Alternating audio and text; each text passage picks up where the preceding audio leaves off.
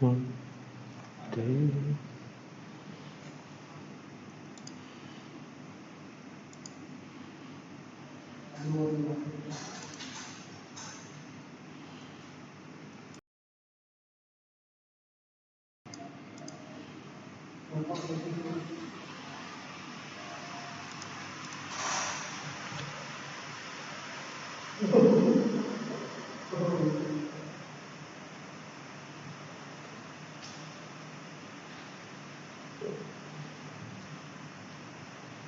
Kata kunci hanya satu, ibu Indonesia, ibu Indonesia, tinggi pendidikan.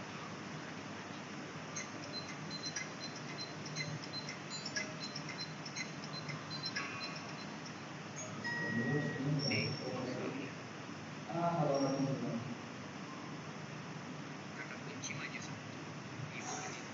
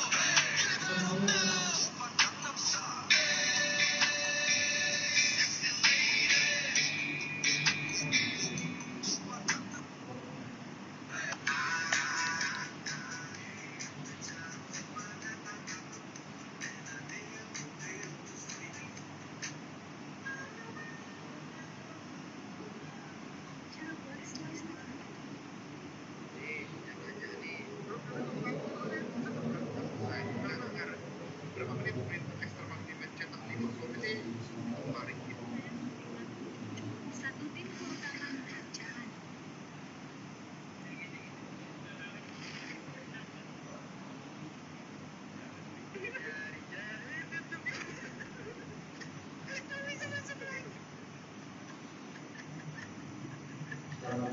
Tentu saja Bright Clean Creamnya.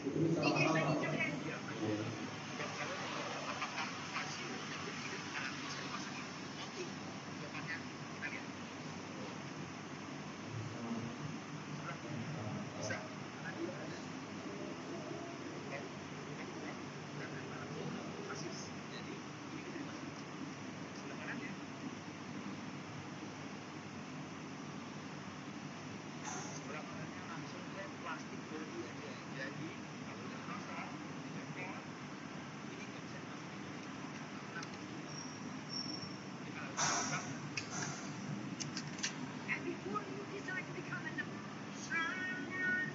ini ceritaku operasi mimpi pakai BPJS sebelum operasi kanker.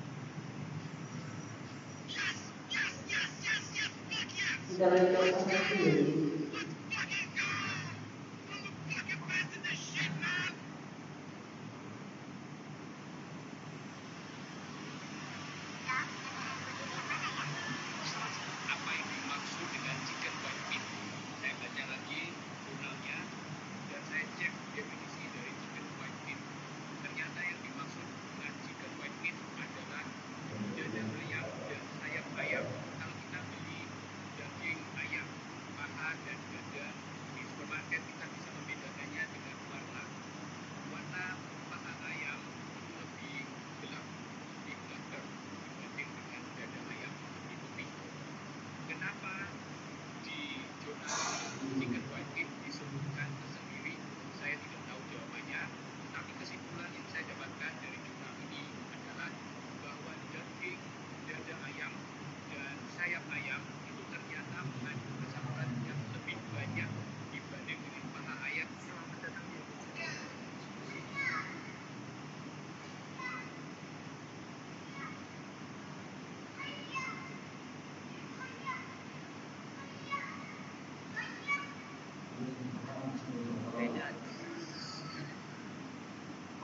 everything because of muscles. And I'm a happy man.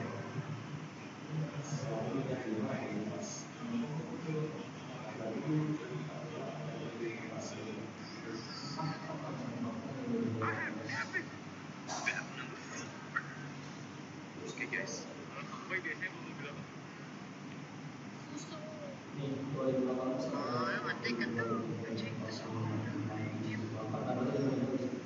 My name is Jinky. Jinky, Jinky, Jinky. My name is Jack Jack. Clap, clap, cha cha cha. Jinky, Jinky, Jinky. Clap, clap, cha cha cha. Jinky, Jinky, Jinky. Clap, clap, cha cha cha.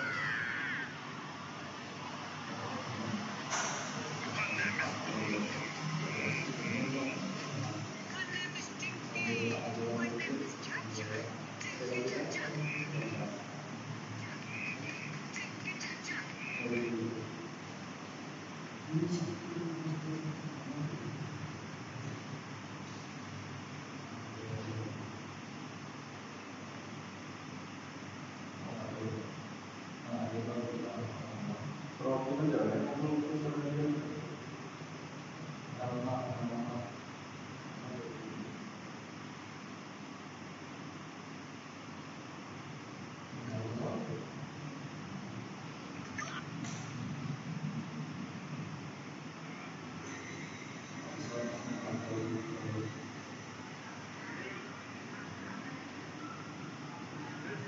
Alasan kenapa Rico gak pernah tahunting lagi kalau menang PES.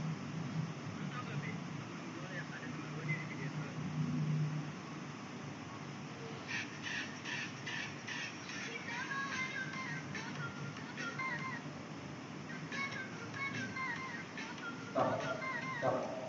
Yang ngumpul perwakilan nggak?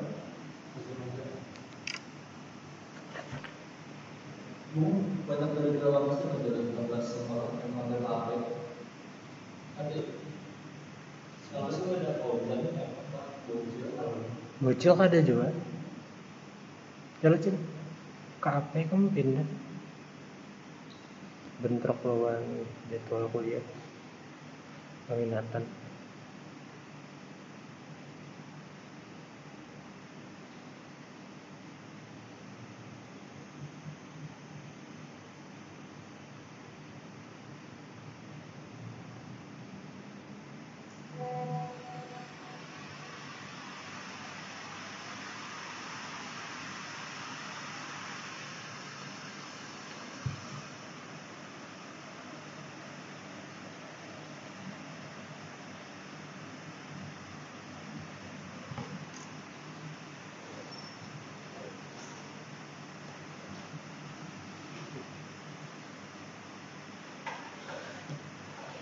Pas.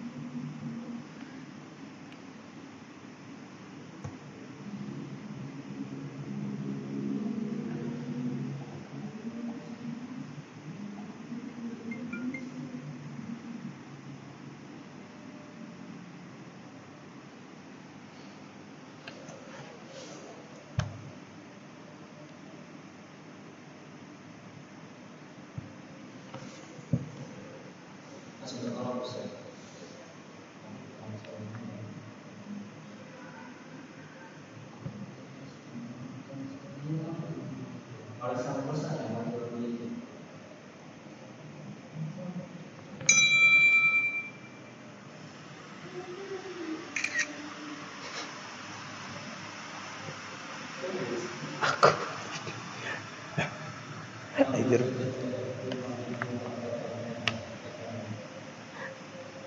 Aku pasang DP profile picture.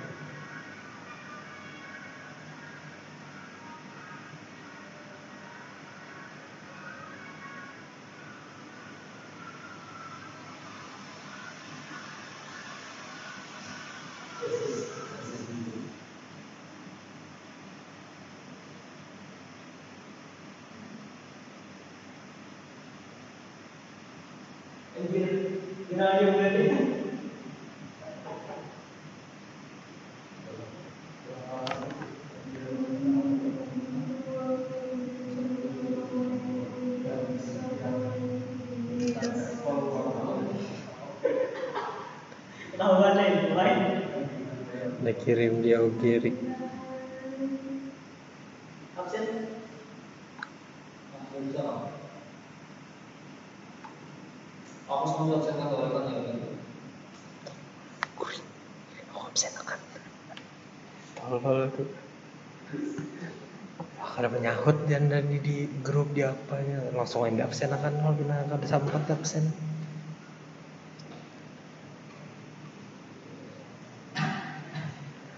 Absen lagi. Setelah hadir absen. Tolol.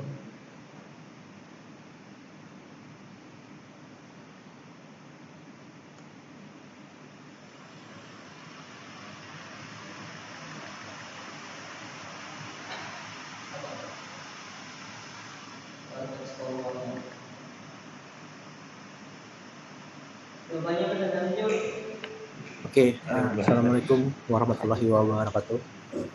Waalaikumsalam warahmatullahi wabarakatuh. Nah, sebelumnya mohon maaf ya, sama kita hari ini melaksanakan perkuliahan secara online ya, karena dan minggu kemarin juga kita saya liburkan ya. Jadi saya mohon maaf sebelumnya agak kurang semangat hari ini ya, karena lagi menjalani isoman ya, jadi mungkin kita tidak sampai 1 jam ya, karena kondisi saya sendiri agak sedikit untuk ngomong terlalu panjang lebar agak sedikit kesulitan ya. Nah, jadi tugas kemarin sudah dikumpul belum?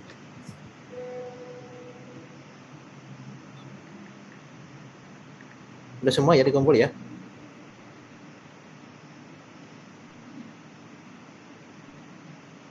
Kalian tugasnya adalah membuat PowerPoint tentang hubungan antara portofolio program dan proyek ya. Tolong dilengkapi ya di learning di tugasnya itu, jangan sampai nggak terisi ya, karena nanti kalau misalkan saya nilai tugas kalian nggak ada, terpaksa saya kasih 0 ya. Oke, jadi hari ini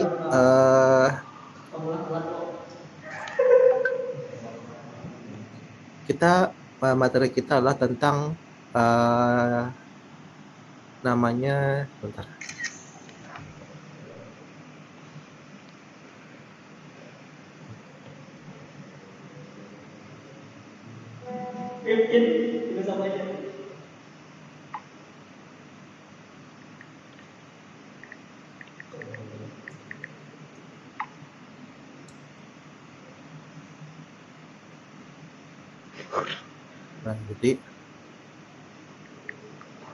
Nah, jadi judulnya hari ini adalah tentang project management process group ya namanya ya.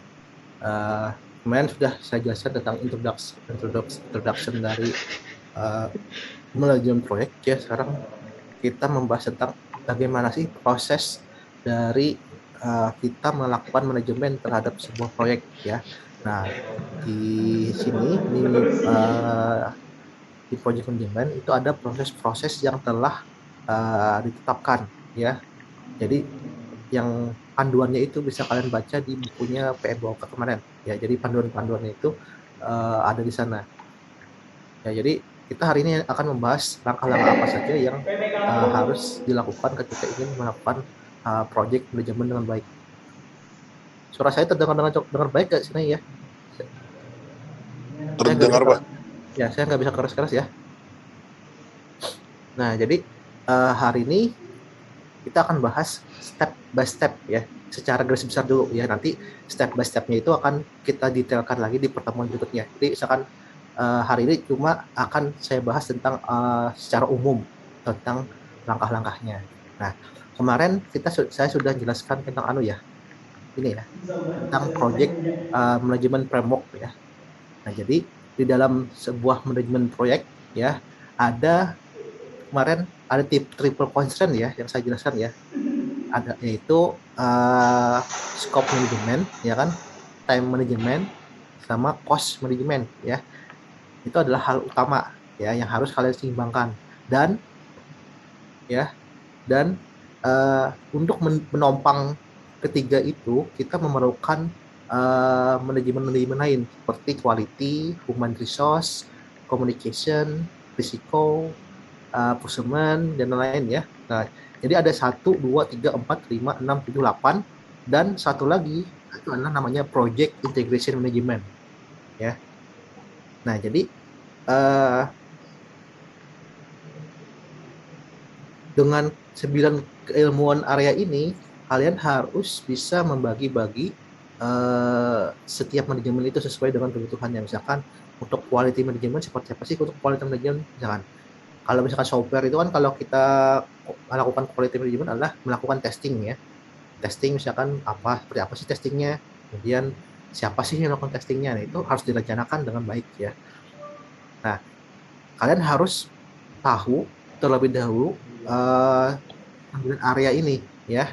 Jadi 9 area ini nanti akan dengan bantuan teknik dan tool kalian bisa mengelola sebuah proyek itu dengan baik ya. Nah, lanjut ya. Tak sini lagi. Nah,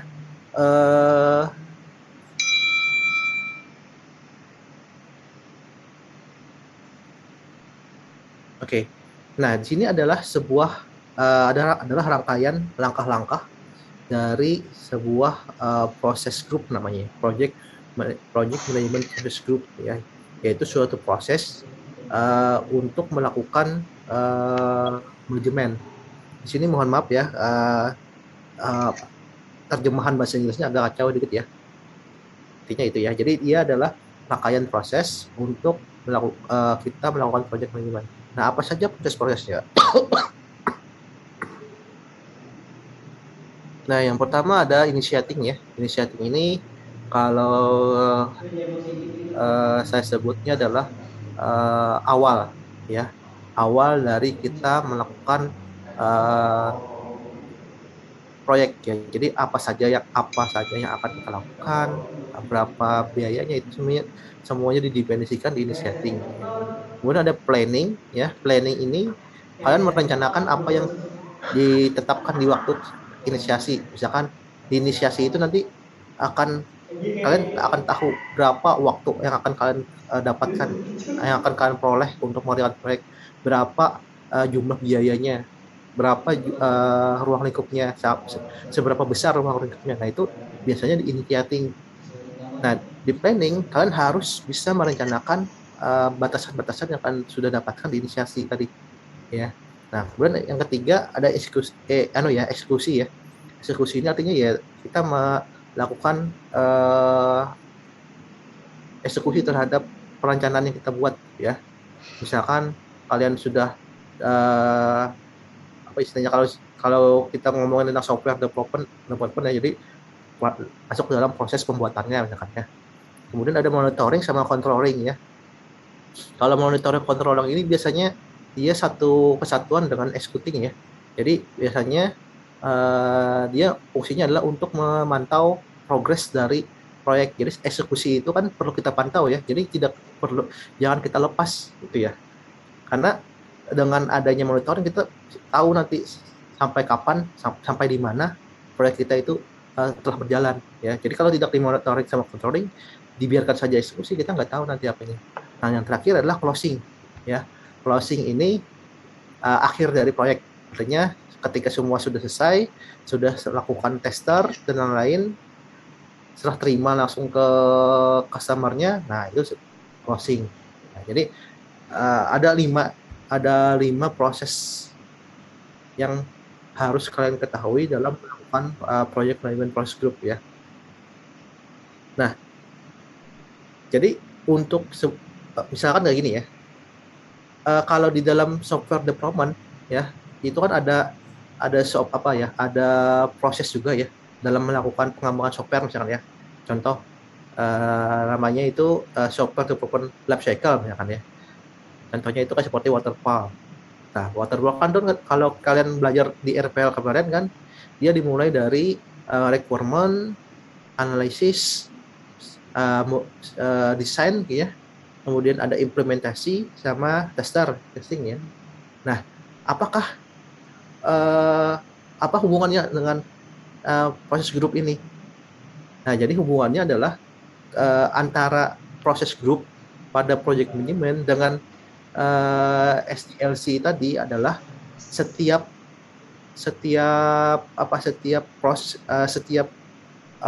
yang ada di waterfall tadi itu biasanya bisa dilakukan sepanjang selima ini step dulu. Jadi nanti step pertama misalkan ya, pada bagian requirement misalkan kalian melakukan kelima ini dulu ya. Kemudian step berikutnya misalkan di bagian analisis desain, analisis sistem misalkan. Nah, kalian melakukan ini lagi. Ya. Jadi dia bukan keseluruhan ini ya, bukan kalian harus lakukan keseluruhan itu bukan, tapi dia melekat pada namanya kalau di software itu adalah software development life cycle ya, atau pemodelan atau proses development ya. Entah nanti di misalkan proyek-proyek di teknik lain, misalkan di bidang ilmu lain mungkin beda lagi ya SDLC-nya ya. Nah, kalau di proyek perangkat lunak ya SDLC-nya ya kayak waterfall, kayak Scrum dan lain-lain ya. Nah, itu biasanya setiap proses yang ada di SDLC itu kita lakukan 5 item proses ini. Jadi misalkan ketika pada fase fase requirement, maka pertama lakukan dulu inisiasi. Apa sih yang di bagian requirement yang bisa kita inisiasi? Oh, dapat nih ruang lingkupnya ya, ruang lingkupnya dapat. Nah, di planning ruang lingkupnya seperti apa? Oke, nanti ruang lingkupnya misalkan kita perlu ada beberapa user dan lain-lain. Nah, kemudian eksekusinya itu nanti untuk bagian requirement itu seperti apa sih eksekusinya? Ya, kita perlu kalau di bagian requirement kan dia mengumpulkan data kan ya. Nah, artinya eksekusinya adalah mengumpulkan data ya, mengumpulkan laporan, mengamati sistem yang sedang berjalan gitu ya. Nah, monitoringnya sama controllingnya karena kita masih dalam requirement, pada fase requirement, maka ya itu tadi kita memantau bagaimana proses pengambilan data, bagaimana proses memantau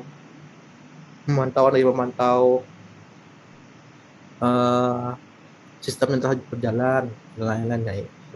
Dan closingnya ini nanti artinya adalah dia berakhir fase itu pada requirement. Nah,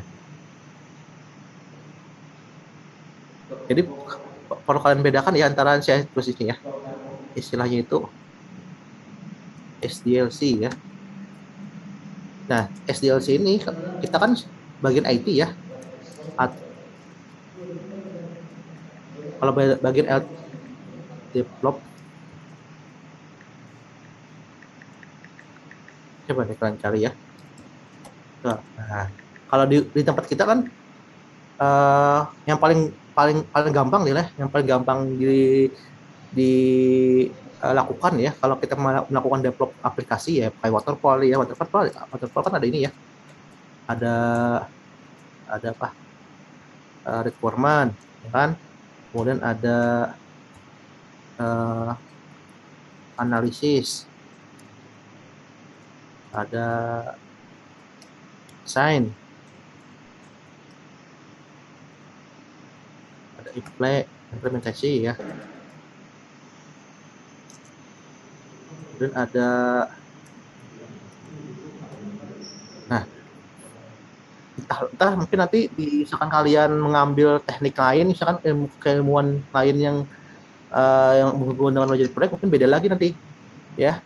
Maka saya bilang adalah kemarin di awal adalah project management ini bukan cuma ada di tempat kita di ilmu komputer, tapi di hampir sebagian di program studi yang ada tekniknya ya. Jadi misalkan kalau misalkan SDLC kalau di misalkan di pertambangan misalkan beda lagi, bukan SDLC namanya, tapi dia dalam melakukan pertambangan kan mungkin ada proses-proses di sana yang bagaimana dia menambang dengan baik, ya kan gitu ya. Nah, di situ makanya ini dimasukkan di setiap track ini. Nah, setiap analisis, setiap desain, setiap implementation testing. Nah, jadi gitu ya. Ini hubungannya kalau nanti saya tanya antara perbedaan antara project management process group dengan SDLC ya seperti itu ya.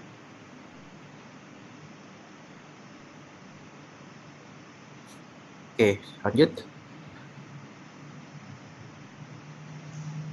Nah, di sini dari buku itu ya, dari buku textbook ya saya ambil ya fase waktu yang dihabiskan untuk setiap proses grup tadi ya.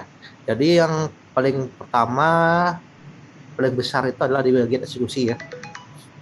Yang kedua itu kemudian planning, ketiga controlling, closing, terakhir adalah inisiasi. Nah, jadi kita tahu ya eksekusi itu merupakan sesuatu yang memerlukan waktu yang lama ya, karena dia harus memetakan atau mengeksekusi setiap item yang ada di bagian planning ya. Jadi ketika kita memplanningkan 1 sampai 10 misalkan, maka kita harus mengeksekusinya 1 sampai 10 juga gitu ya.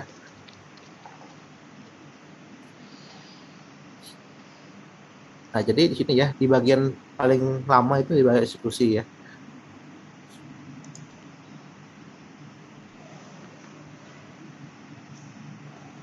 Nah, ini saya kira kalau saya punya UAS seperti ini, kira-kira bisa jawab ya kalian ya.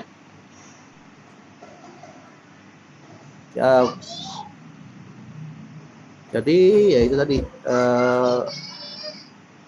Jadi seperti ini tadi ya jawabannya ya.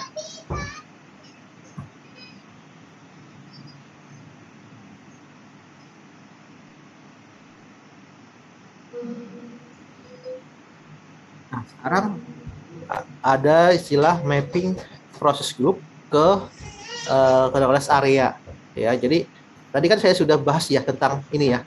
Saya balik lagi sini.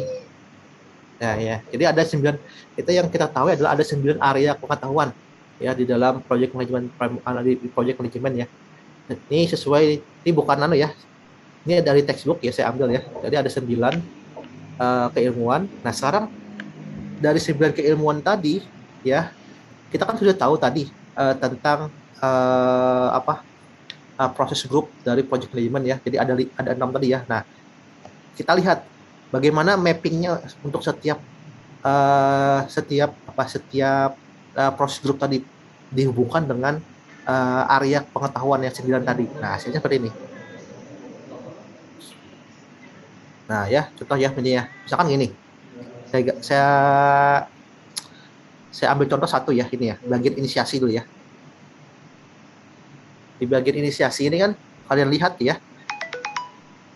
Di sana ada aktivitas atau langkah yang pertama adalah mendevelop project charter misalkan ya, mendevelop project charter.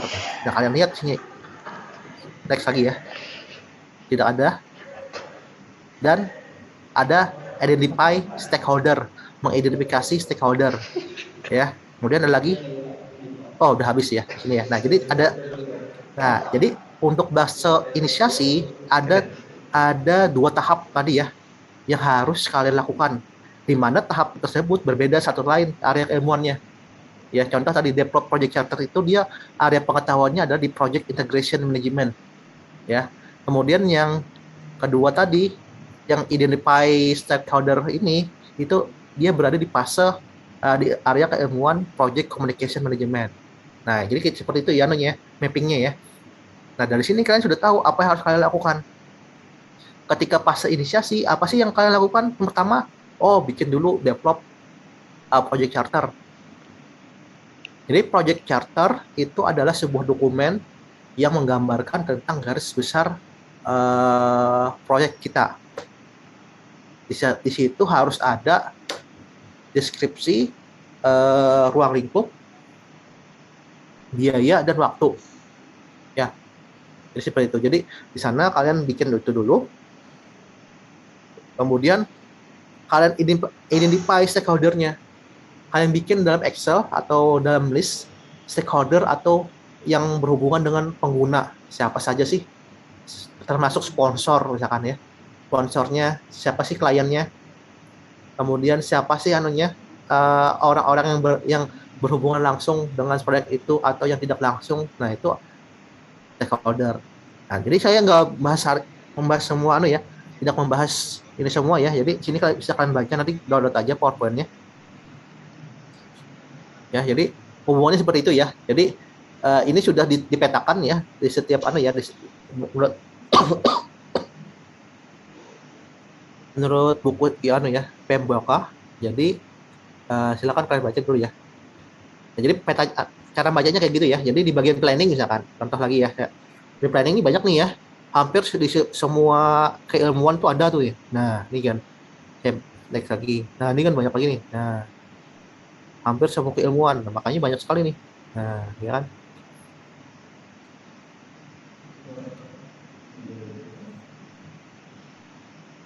Oke. Nah, misalkan apa itu project charter, apa itu project management plan, nanti kita bahas. Ya, jadi pemetaannya seperti ini. Oke. Bentar ya.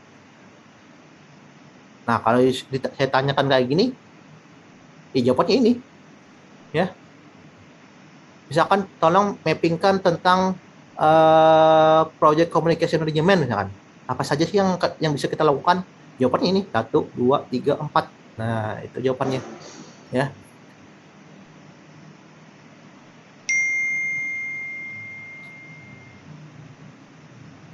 Oke.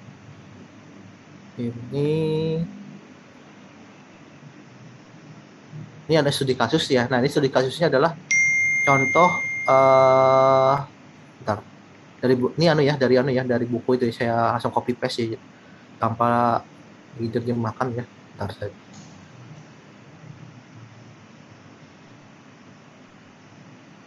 Nah, ini gambaran project charter ya. Nah, jadi di dalam project charter itu contoh ya. Jadi ketika inisiasi tadi ya, kita tadi kan tahu ya, di inisiasi tadi kan ada dua yang harus kita lakukan ya, mendevelop project charter dengan mengidentify stakeholder ya. Nah, apa itu project charter? Nah, ini dia adalah semacam kayak paper seperti itu ya. Jadi menjelaskan tentang apa sih background-nya, tujuan dari proyeknya apa, kemudian problemnya apa ya. Jadi jelaskan aja gitu ya. Kemudian ada ada asumsi, ada batasannya apa, nah itu ya. Nah, template-nya ada di e-learning ya kalau mau baca ya. Dan ada juga beberapa project charter bekas proyekan dari Pareja ya kalau misalnya ya. Nah, kan bisa kan baca situ ya. Dan sini contohnya requirement-nya apa, nih ruang lingkupnya misalkan. Ini contohnya saya bacakan ya. Contoh misalkan dapat menghubungkan antara satu dengan lain, up to date, dan memiliki deskripsi singkat tentang utama. Nah, jadi seperti itu. Nah, ini fitur-fiturnya yang akan dikerjakan ya. Tapi ini secara dia masih ya, secara naratif ya. Jadi belum kita olah seperti apa sih nanti misalkan. Nah, kemudian ada budget. Nah, sini budgetnya berapa ya? Misalkan sekitar misalkan $140.000 misalkan. Nah itu dijelaskan apa saja sih untuk $150 secara ringkat saja ya. Misalkan 10.000 untuk forecasting software, beli software. Nah, 40.000 misalkan untuk biaya maintenance setiap tahun. Nah, secara garis besar saja nanti itu akan kalian detailkan di bagian manajemen cost ya. Nah, schedule-nya seperti ini ya. Misalkan berapa sih? Di sini dia menyebutkan proyeknya akan selesai pada 6 month ya. Nah, ya. Resikonya apa? Nah, jelaskan dikit ya. Nah, ini nanti disebut dengan project charter ya. Project charter ini kalian yang bikin bersama dengan sponsor atau customer kalian ya, dan harus disetujui bersama-sama ya, karena kalau tidak klop antara kalian dengan sponsor nanti akan susah nanti ke depannya, karena ini akan menjadi baseline dari kalian membangun nanti project management plan, perencanaannya nanti dari sini nanti ya.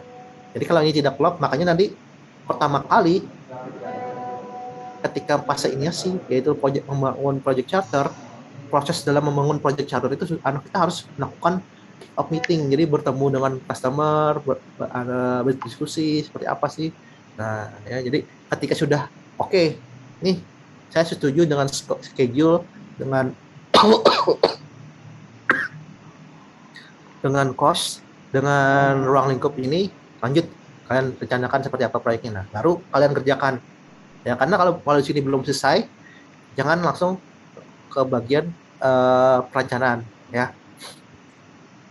Nah ini contohnya nih ya, finansial analisisnya ya.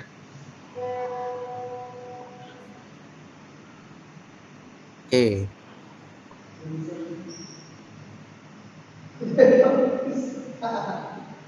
Ini, nah masuk sini ya. Nah tadi project charter ya, sekarang ada identify stakeholder ya di bagian project inisiasi ya. Apa itu stakeholder, mengidentifikasi stakeholder ya. Jadi kalian tinggal mendaftar, membuat list saja dari dari orang-orang yang berhubungan secara langsung maupun tidak langsung dengan proyek ini. Contohnya misalkan seperti ini misalkan ya. Fungsinya apa? Stakeholder register, biar nanti kalian berserta staff kalian itu nanti tahu kemana harus, misalkan ada masalah di mana dia harus datang dia. Nah ini contohnya ya, stakeholder register.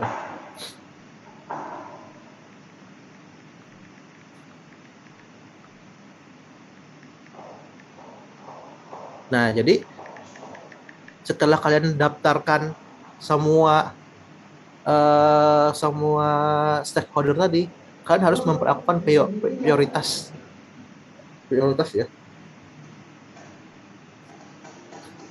Jadi ada yang disebutnya dengan mengurutkan siapa sih yang paling berpengaruh, siapa sih yang paling tidak berpengaruh. Nah itu kan urutkan ya. Jadi misalkan sini contohnya ya, high levelnya, level of interestnya high misalkan, level of influence-nya high. Nah ini gini prioritasnya. Jadi ini misalkan job planning itu diposisikan paling atas misalkan ya. Jadi fungsinya prioritas ini nanti kalian bisa tahu kemana harus, misalkan ada keputusan yang harus kalian ambil, kemana harus mengkonsultasikannya gitu ya.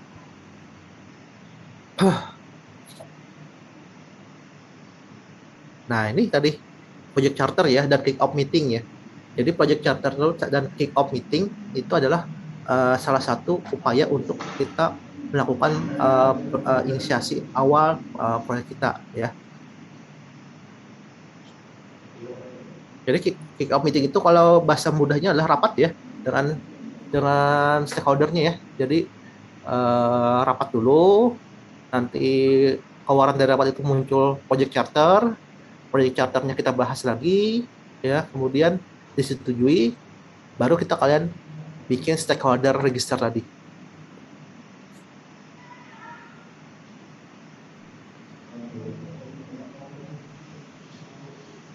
Nah, ini secara yang lebih ringkas tadi ya. Ini apa ini? Project charter yang lebih ringkas tadi ya dari yang tadi ya. Jadi saya bilang tadi adalah di dalam project charter itu minimal ada budget, ada schedule, ada cost gitu ya. Untuk formatnya sendiri ada berbagai macam juga ya. Kalau ini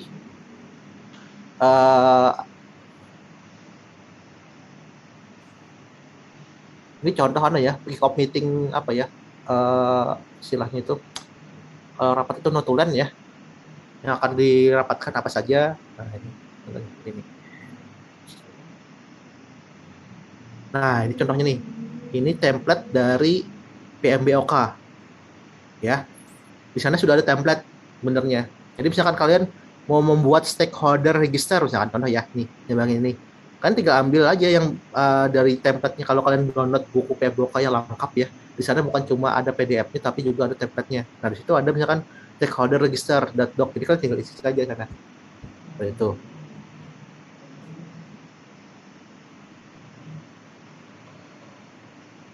Nah di situ juga ada nih project charter ya.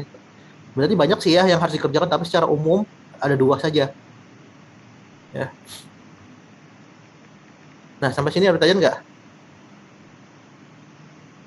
Ini sepertinya saya sudah mulai berkaca-kaca ya mata saya ya, jadi udah mulai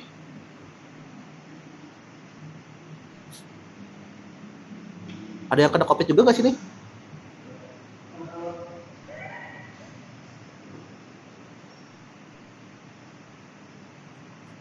Alhamdulillah tidak ada, Pak. Aman semua ya kalian ya? Aman Pak, alhamdulillah. Ya, kemarin siapa yang kena COVID yang mahasiswa 2019? Itu saya Pak kemarin Pak, salah diagnosa Pak, tertukar dengan orang. Oh bisa gitu? Iya Pak, tesnya Pak, bayi-bayi sama nanti kalau dapat tes pack nanti, terus kamu dari gimana? Oke. Ya jadi ya, semoga kalian ya tetap lebih kesehatan ya. Jangan lupa ya, karena nih Omicron ini sangat luar biasa saya ya, penularan nih ya. Gak sampai 1 hari saya sudah tertular ya.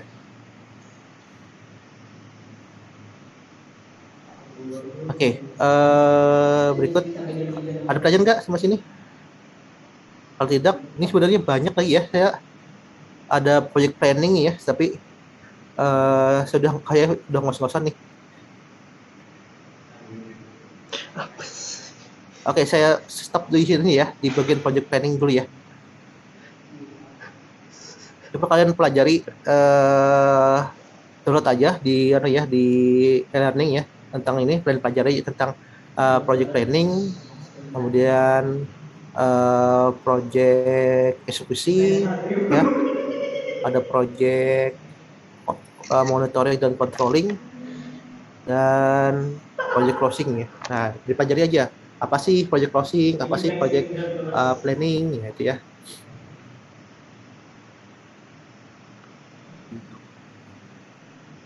Absen saya nih ya, sudah saya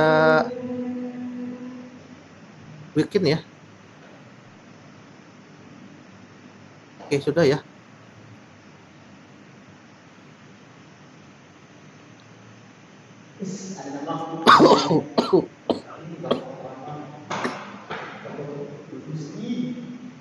Oke, mungkin saya percepat saja ya. Saya kayaknya sudah nggak ada lagi ya. Saya mohon maaf sebelumnya karena terlalu singkat ya. Jadi tugas kita hari ini nggak ada ya, dan free tugas ya. Dan saya itu tadi ya, di upload aja. Bagi yang belum ya mengupload tugas, jangan sampai nggak di upload ya. Oke, saya akhiri ya. Iya Pak, makasih Pak, sehat-sehat Pak. Makasih Pak. Cepet Oke. sembuh Pak. Assalamualaikum warahmatullahi wabarakatuh. Waalaikumsalam. Waalaikumsalam warahmatullahi wabarakatuh.